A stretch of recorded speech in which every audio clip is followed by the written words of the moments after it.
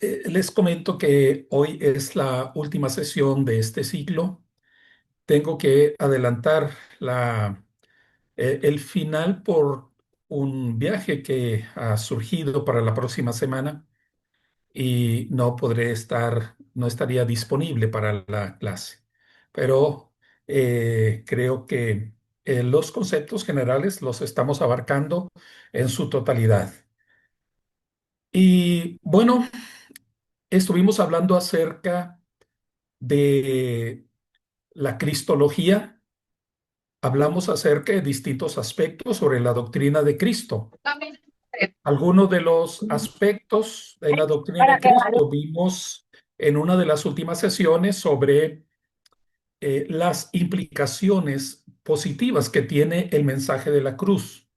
La cruz para muchos es algo repulsivo, es algo desagradable, es algo que pareciera ser como una manifestación de un Dios violento, sádico, que se satisface a través de algo cruento.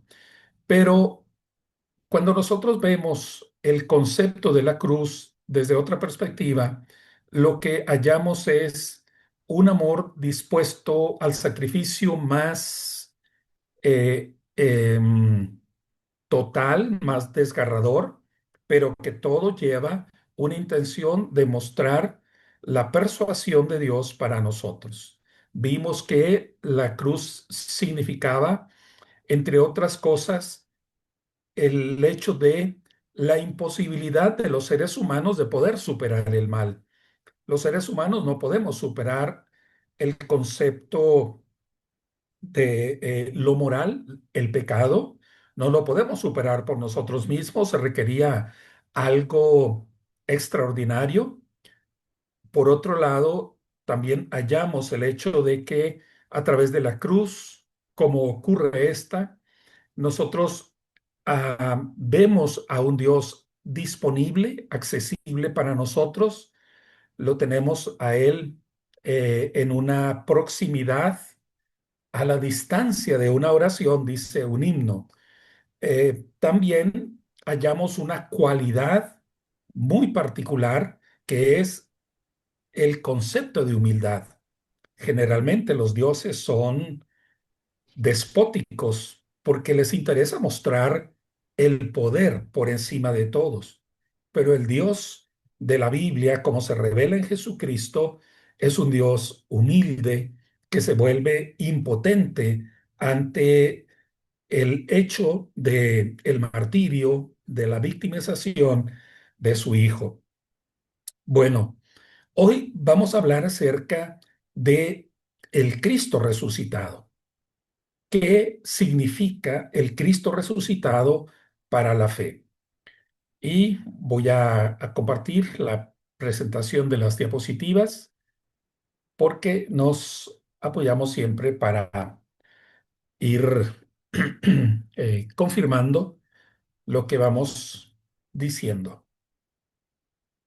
El punto clave, eh, palabras de la Escritura, nos recuerda este criterio.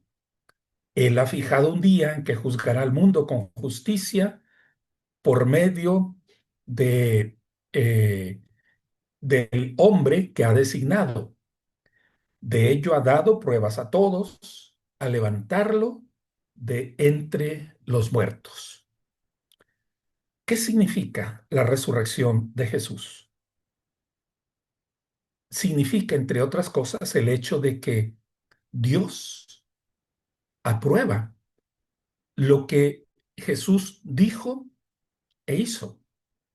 Si Jesús hubiese sido un impostor, si hubiese sido un simple desquiciado mental, si Jesús hubiese actuado de una manera pretenciosa sin ser lo que decía ser, no habría ocurrido la resurrección, de ninguna manera. Pero la resurrección es el complemento de la muerte vicaria, de la muerte por todos nosotros. porque la resurrección es la confirmación, es la validación por parte de Dios de que las pretensiones de Jesús de tener autoridad divina están realmente confirmadas, están realmente aprobadas por Dios. Por esto Jesús se suelta en las manos de Dios en la cruz, en tus manos encomiendo mi espíritu, y después de 3 días, el Padre, por medio del Espíritu, lo transforma en el primogénito de la nueva humanidad. Ahora, quiero comenzar con el hecho de señalar que la resurrección de Jesús es un hecho confiable. No es meramente una cuestión de fantasía, de deseos. No tiene que ver esto con un mito, una invención para crear una nueva religión, porque hay argumentos que llevan a sostener que la resurrección es creíble. 4 argumentos que vamos a señalar muy brevemente. Primero, después de la crucifixión, Jesús fue sepultado en una tumba, no una tumba anónima, no una tumba desconocida. Los relatos de los evangelios afirman que fue sepultado en una tumba que pertenecía a alguien del Sanedrín llamado José de Arimatea. No se menciona que hubiese sido un seguidor, no era uno de los 12 discípulos, era una persona que tenía una posesión y este hombre dio su lugar.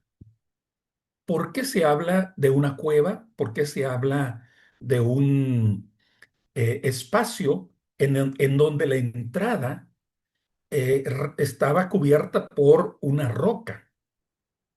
No es como una pequeña, un pequeño orificio, es un espacio suficiente en donde cabría el cuerpo completo del cadáver, y luego se requería que estuviese tapado totalmente por algo pesado para que no fuesen a removerlo ni los animales salvajes que había en la zona, ya sea jaurías de perros, de zorras o de algún puma, algún animal de la zona que al percibir el aroma del cuerpo muerto, pues quisieran entrar.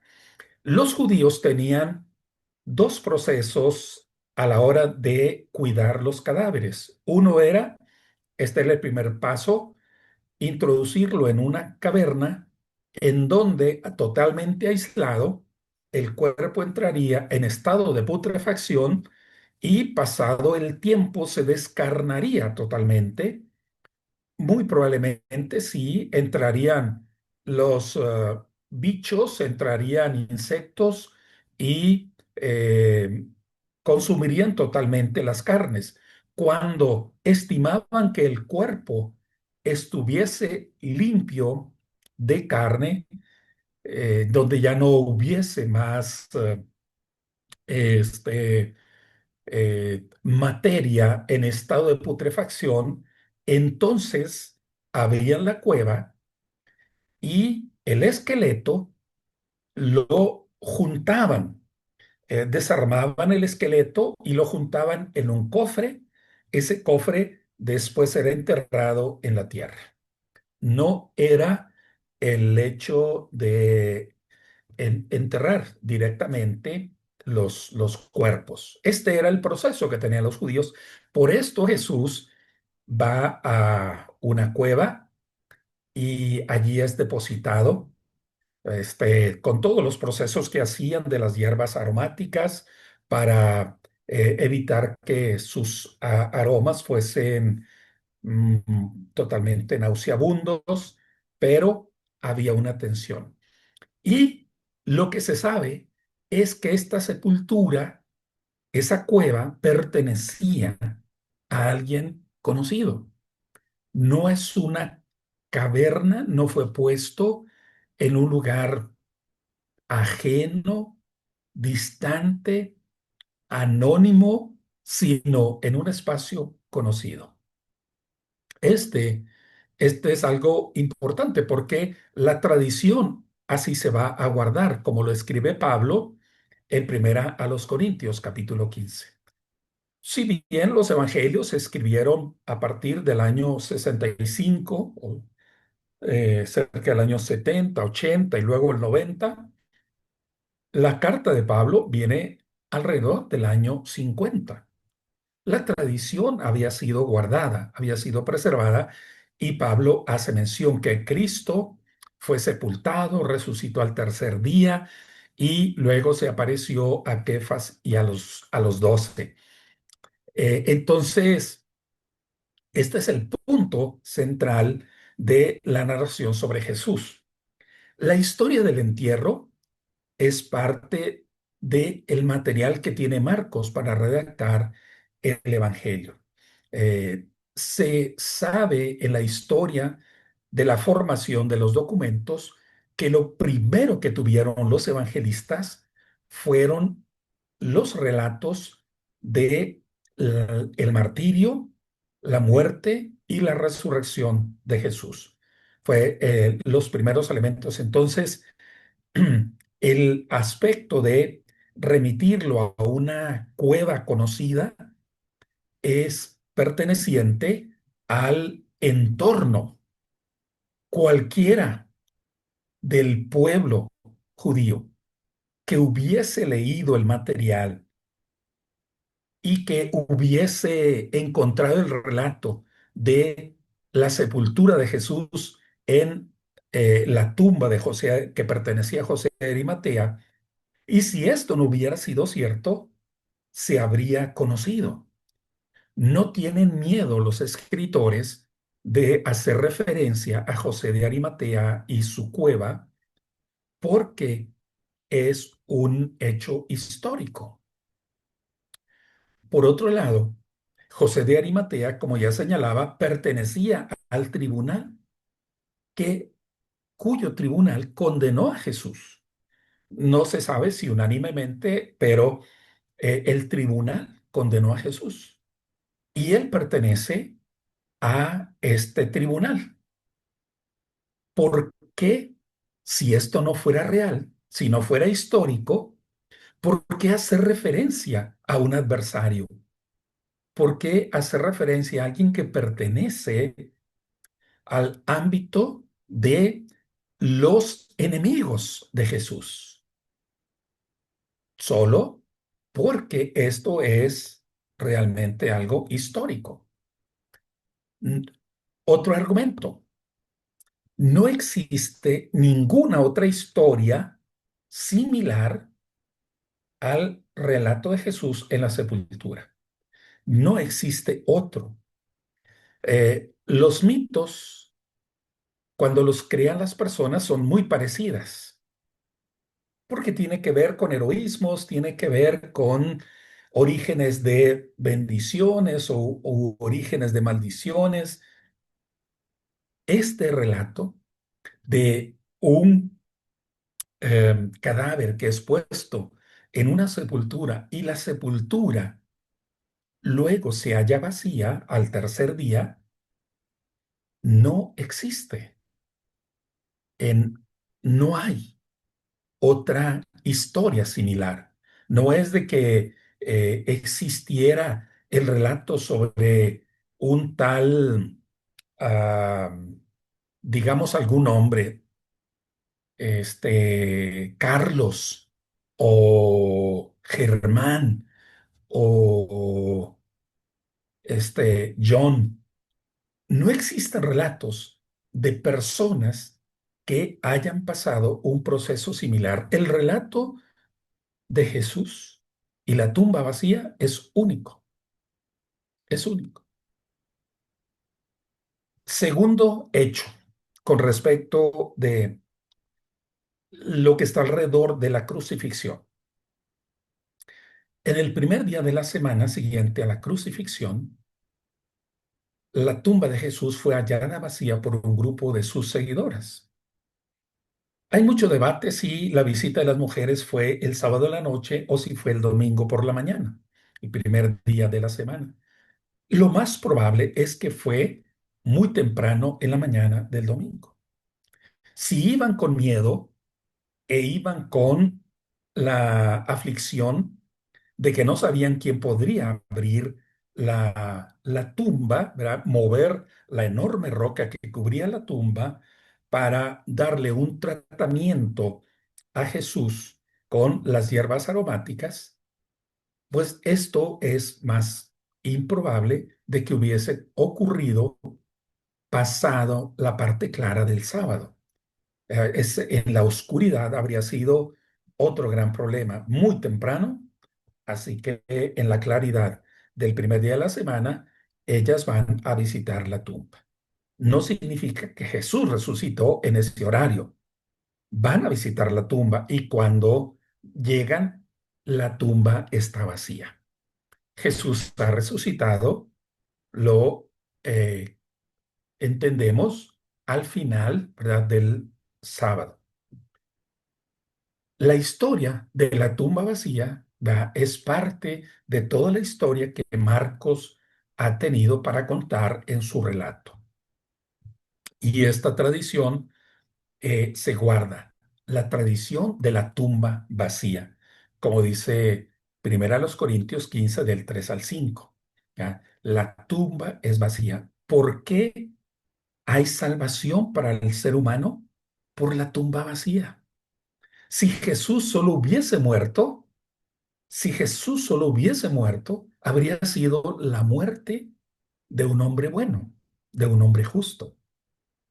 Pero la tumba vacía confirma que Él era Dios en la naturaleza de Dios. Y otro aspecto importante, la historia se cuenta con una crudeza que nos da la idea de que no es una leyenda embellecida. No es una leyenda embellecida.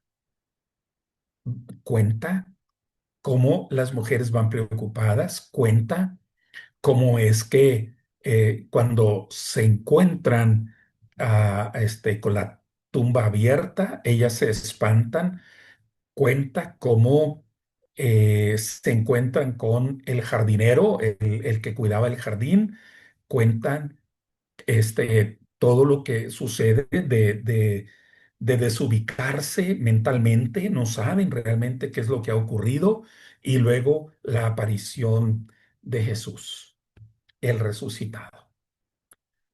Pero hay un dato interesante.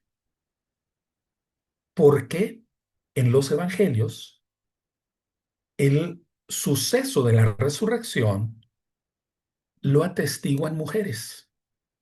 ¿Y por qué queda en sus labios el compartir la noticia? Según Flavio Josefo, dice que en ese tiempo las mujeres no eran confiables. En un tribunal de justicia judío no se daba lugar al testimonio de las mujeres. Alguien dice que porque desde que Sara se rió cuando fueron a contarle los ángeles que iba a tener un hijo, y luego los ángeles fueron a confrontarla y le preguntaron, ¿por qué te reíste? Y ella dijo, no me reí, ¿verdad? Y se había reído. Y dicen, ven, las mujeres no son confiables de que cuenten las historias correctamente. ¿Por qué? Si esto fuese un, algo ficticio, un relato legendario, fue puesto en labios de mujeres, si no era creíble, si no eran creíbles su testimonio. Es porque era un hecho real, era el hecho real. Y como es un hecho real, no importa si son hombres o son mujeres, quien lo haya testificado debe contarlo. Y hubo un alegato muy pronto de que cuando descubrieron que la tumba estaba vacía, los judíos pidieron que se dijera que los discípulos habían robado el cuerpo y por esto la tumba estaba vacía, ¿verdad? ¿Qué significa? Que sí estaba vacía, que sí estaba vacía la tumba. Ellos mismos lo confirman que no había nadie en la tumba, pero habían puesto guardias, dice la narración del Evangelio, para que cuidaran que nadie fuese a acercarse a la tumba. Habían puesto guardias, estaba eso vigilado y de ninguna manera querían los judíos que esto se convirtiera en un momento que se escapara del control para ellos. No pudieron evitarlo por el poder con el que Jesús fue a la tumba, que era el poder del Espíritu. Y Pablo dice en Romanos capítulo 8, el Espíritu levantó a Cristo de los muertos. Y bueno, el hecho número 3 es que el Cristo resucitado se le apareció a diferentes personas. Se le apareció a Pedro, se le apareció a las mujeres, se le apareció luego a los 12, luego a más de 500 hermanos, a Santiago y finalmente también se le apareció a Pablo. El relato de que Jesús había resucitado y había sido visto no fue de uno solo, no fue de uno solo, fue de diferentes testigos. Mismo Tomás lo mira, ¿verdad? Cuando está con los 12 y observa las marcas de Jesús. Y entonces dice, Señor mío y Dios mío. Se apareció a diferentes y existe confiabilidad en esos relatos porque hay coincidencia, hay coincidencia. Es totalmente algo confiable. Su mismo hermano, que no creía en él, en la predicación, cuando él era como un profeta, como un rabí, se convierte y es alguien que está dispuesto a ser martirizado también por la fe en Jesús. Hecho número 4. Esos discípulos originales, los que habían creído en Jesús y que fueron testigos de la tumba vacía, que confiaron en la ah, presencia del resucitado, se convirtieron en testigos, mártires. La palabra testigo, martureo, es la misma que mártir. Ellos fueron transformados. Aquellos que se presentaban como débiles, como indecisos, aquellos que tenían mucha vulnerabilidad en su personalidad, el mismo Pedro, se convirtieron en personalidades imponentes, se convirtieron en personalidades de convicciones firmes. ¿Por qué? Alimentados por una mentira. Ni uno de ellos volvió atrás, ninguno de ellos. La ejecución de Jesús había sido como la de un criminal bajo la maldición de Dios. Y ellos, con raíces judías, estaban adoptando el seguir a alguien que estaba maldito en la tradición judía, como dice Deuteronomio. Maldito es el que es colgado de un madero, de un árbol. maldito. Él fue condenado, condenado como blasfemo. ¿Quién en su juicio va a seguir a un blasfemo? Ellos estaban uniendo a alguien que el entorno lo había juzgado como un hereje, pero ellos fueron hasta el final del mundo conocido siendo fieles testigos de ese Cristo resucitado. Si Cristo no ha resucitado, nuestra predicación no sirve para nada, como tampoco la fe de ninguno de nosotros. Aún más, resultaríamos falsos testigos de Dios por haber testificado que Dios resucitó a Cristo, lo cual no habría sucedido si en verdad los muertos no resucitan. Si no ha resucitado, la fe de ustedes es ilusoria y todavía estaríamos en pecado. Si la esperanza que tenemos en Cristo fuera solo para esta vida, seríamos los más desdichados de todos los mortales. Si en esta vida solo esperamos en Cristo, es decir, en el Mesías, pero no hay algo más allá, no hay un final de esta realidad y comienzo de algo nuevo, si no hay una vida después de esta vida, somos miserables porque estamos perdiendo las oportunidades, porque estamos, ustedes y yo, en realidad atrapados en una fantasía que no nos llevaría a nada. Y por esto Pablo tendría esta declaración: si los muertos no resucitan, comamos y bebamos que mañana moriremos. Muchos de los judíos no creían en la resurrección, entre ellos el grupo de los fariseos. Creían que solo, no, el grupo de los saduceos. Creían que solo había esta vida y había que tratar de pasarla bien.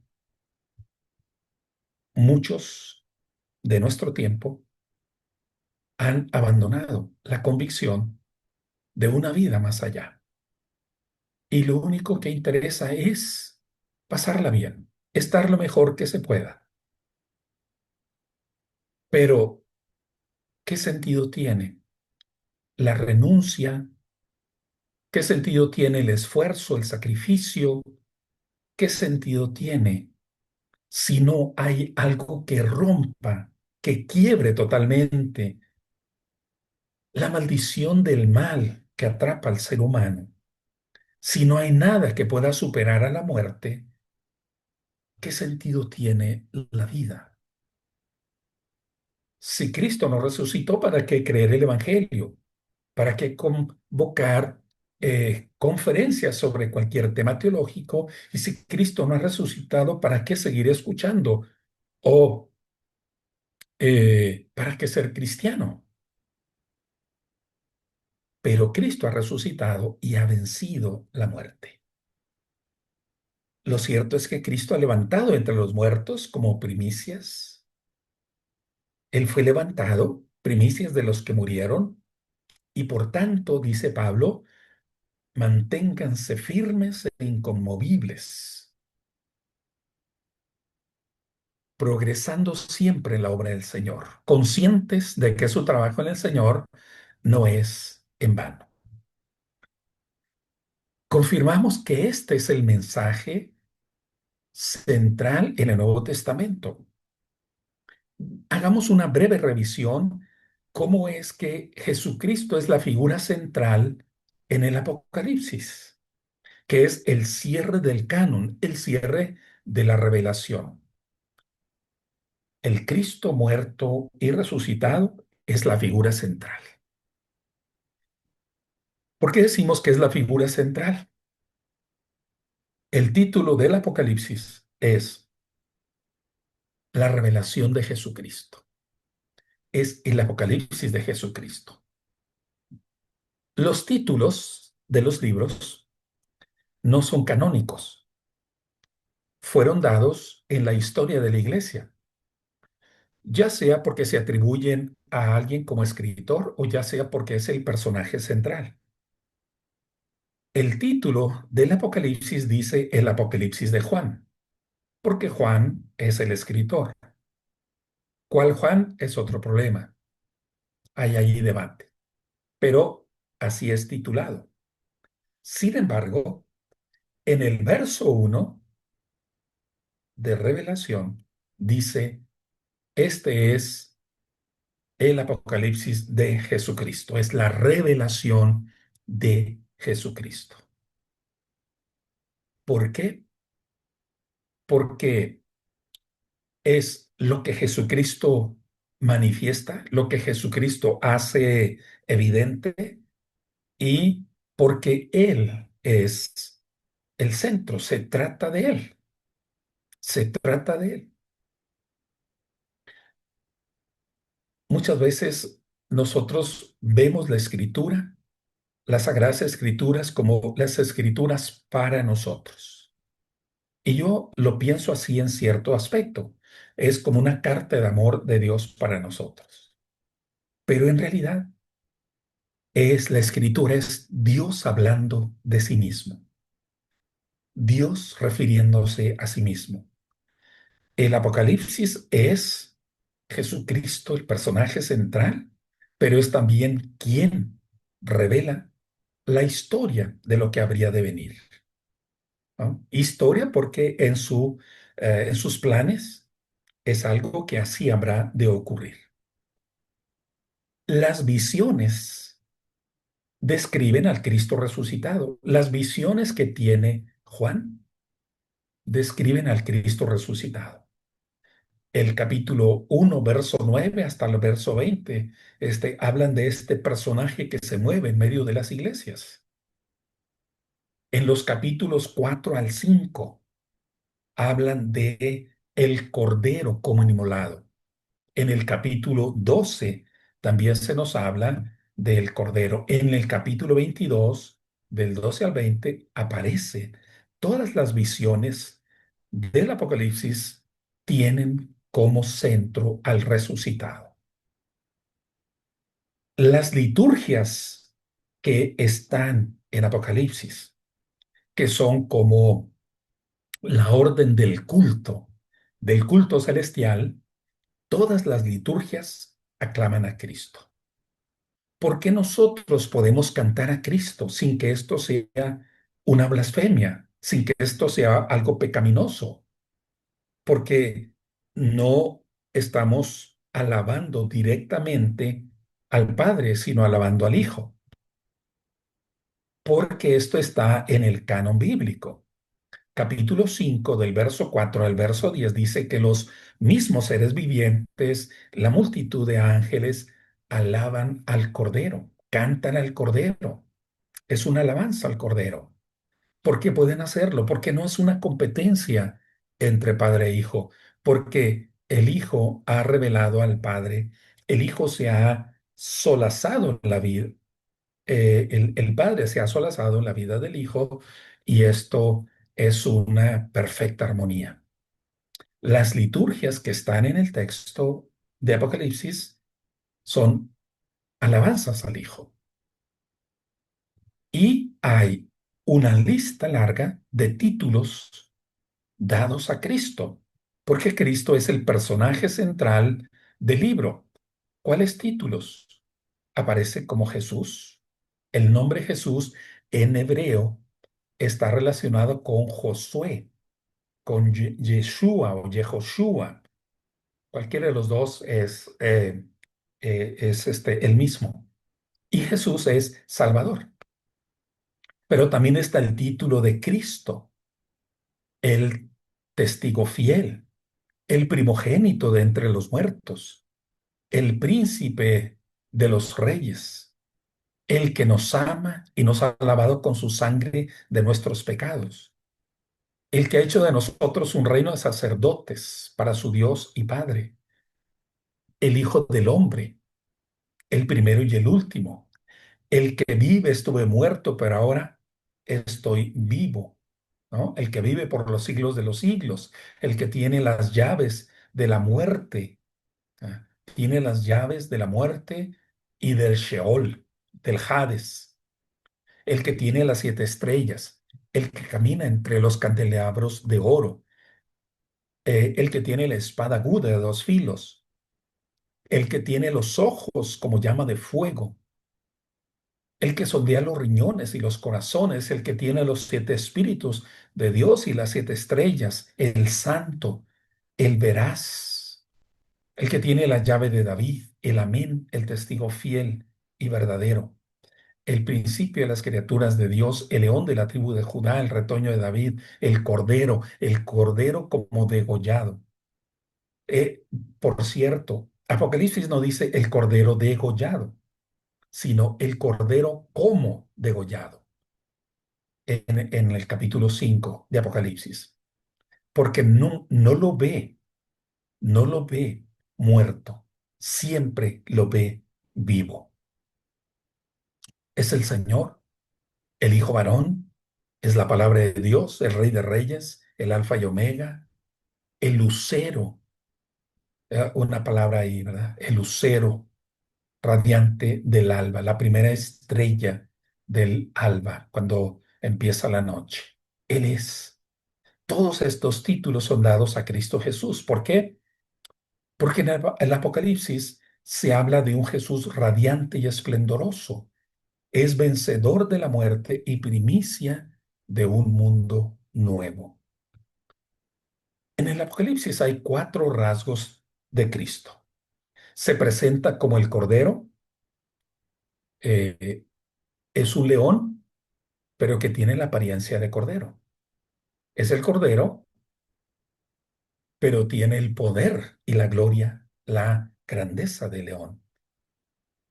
Es el viviente, es el Señor y Rey, es aquel que viene. El Cordero se vincula con el éxodo, con la liberación, con el hecho de escapar por el poder de Dios de la opresión. Y este es para nosotros también el mensaje, porque el Señor nos lleva en liberación de la opresión de esta condición de vida a una verdadera libertad. Las expresiones sobre el viviente y el cordero, bueno, también se asocia con los cantos del siervo de Isaías, Isaías 53, y hay otros textos que hablan del siervo sufriente.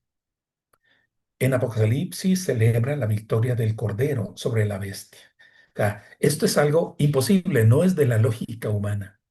Un cordero ganándole a un dragón.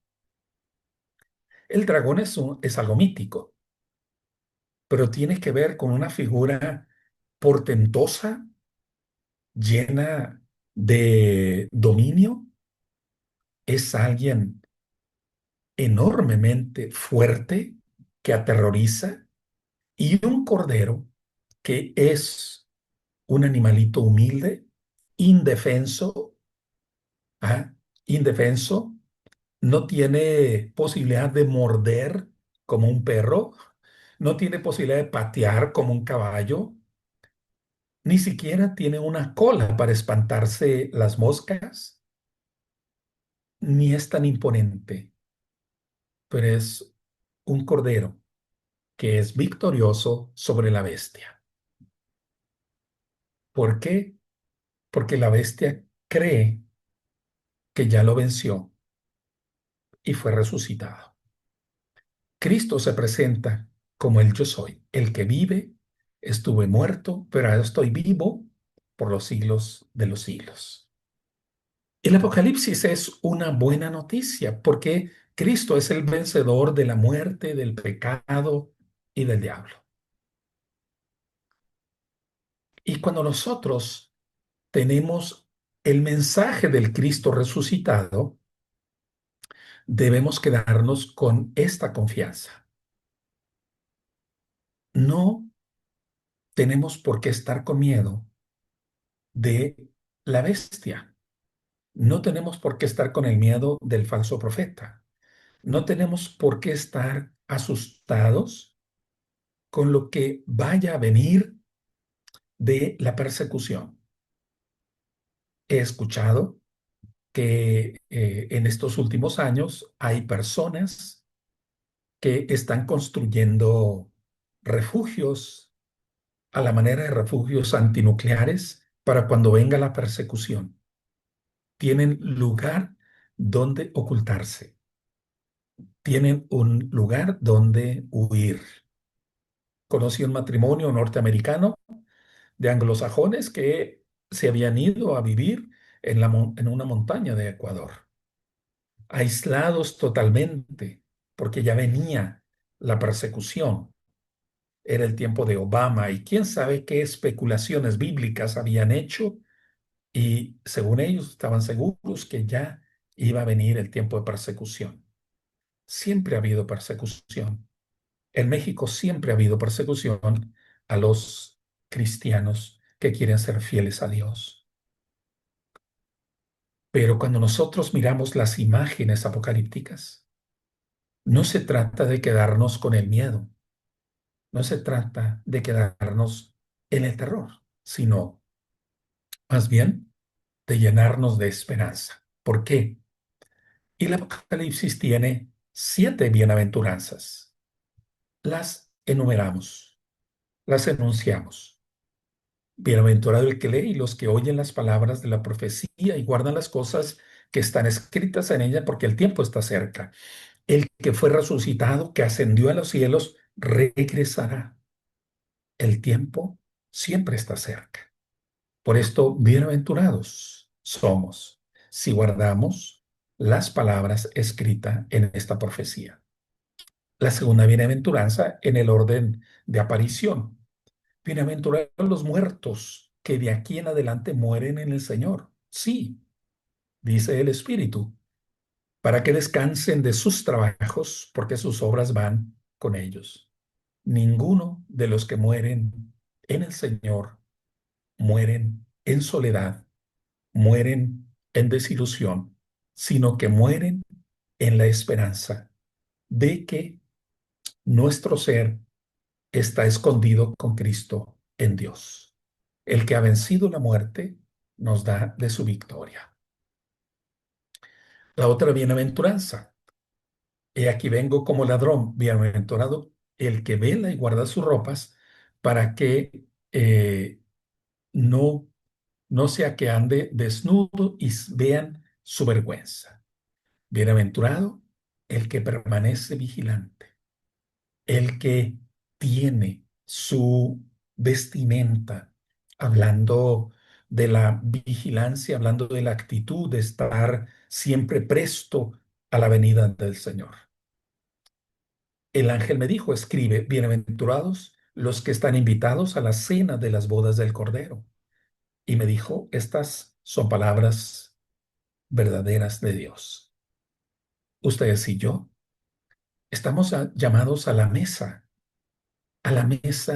del Señor, a la fiesta cuando el Señor se una con su pueblo, con su novia, que es la iglesia. Somos bienaventurados. Bienaventurado y santo el que tiene parte en la primera resurrección. La muerte segunda no tiene poder sobre esto, sino que serán sacerdotes de Cristo y reinarán con él por 1000 años. El mensaje es de bienaventuranza para el que cree y para el que es vigilante. Las últimas dos. He aquí yo vengo pronto, bienaventurado el que guarda las palabras de la profecía de este libro. Es la bendición, vigilancia. Bienaventurados los que lavan sus vestiduras para tener derecho al árbol de la vida, para entrar por las puertas de la ciudad. Quizá algunos de nosotros somos avergonzados por nuestra fe. Quizá alguno de nosotros ha sido perseguido. Quizá alguno de nosotros ha perdido el amor de su familia. Quizá alguno de nosotros ha tenido que renunciar a prosperidad económica. Quizá alguno ha tenido que renunciar a ámbitos de buena fama, pero esto no es comparable con la bienaventuranza de todo lo que significa la nueva vida ante Dios. Y la resurrección de Cristo nos lleva a este mensaje. Hay algo nuevo que ya está viniendo, hay algo nuevo que llegará.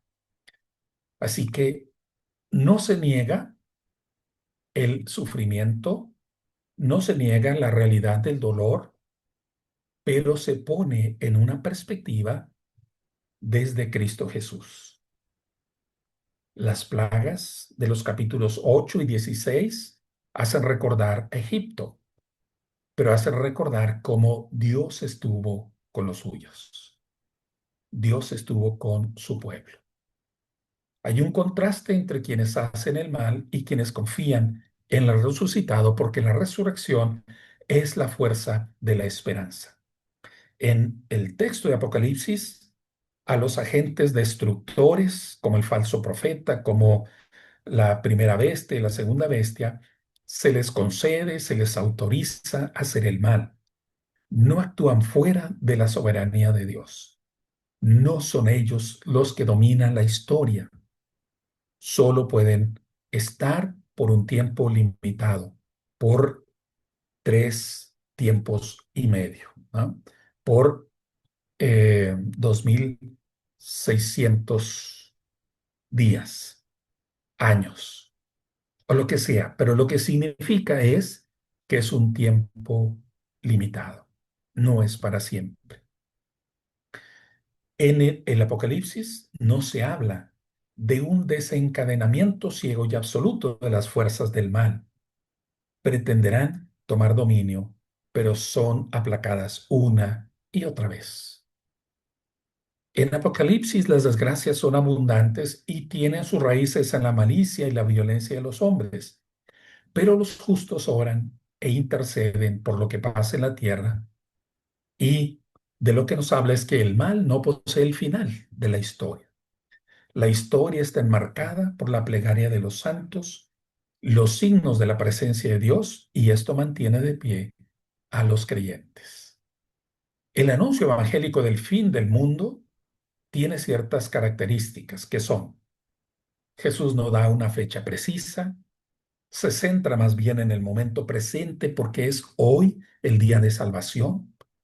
Hoy, cuando tú decides acogerte a la promesa de Dios, cuando decides el camino con el Señor, es hoy. Por esto Jesús lo que hace es exhortar: toma una decisión. Hoy tienes la oportunidad, hoy decide. Y si no decides en favor de Jesús, estás decidiendo lo otro. Hoy hay que recibir la palabra, hoy hay que amar al prójimo, hoy hay que escudriñar los signos de los tiempos. Por otra parte, Jesús no plantea sobre quiénes serán los responsables del fin, porque el fin no está en manos de la locura de los hombres. No pertenece al presidente de ninguna nación, no pertenece al dictador de ninguna nación. El fin reposa en la voluntad de Dios. Es decisión de Dios cuándo llegará ese momento, que no lo sabemos, pero puede ser en cualquier instante. Jesús anuncia el fin como una experiencia de alivio, que es liberación. Cuando veas que estas cosas empiezan a suceder, dice: tú más bien levanta la mirada al cielo y alégrate, porque está viniendo ya el tiempo final en donde Dios establecerá su reino. Lejos de engendrar el miedo, la perspectiva del fin es esplendorosa. Lucas 21-28. Las señales cósmicas no son el final, son anuncio de un nuevo alumbramiento. Este es el concepto de que, en un sentido bíblico, lo mejor está por venir. Lo mejor es lo que viene. Y que esta sea nuestra confianza, nuestra esperanza, nuestra certeza al caminar con el resucitado. Muchas gracias, hermanos, hermanas, por su atención y que Dios nos regale siempre de la fuerza de su espíritu para seguir creyendo en Él.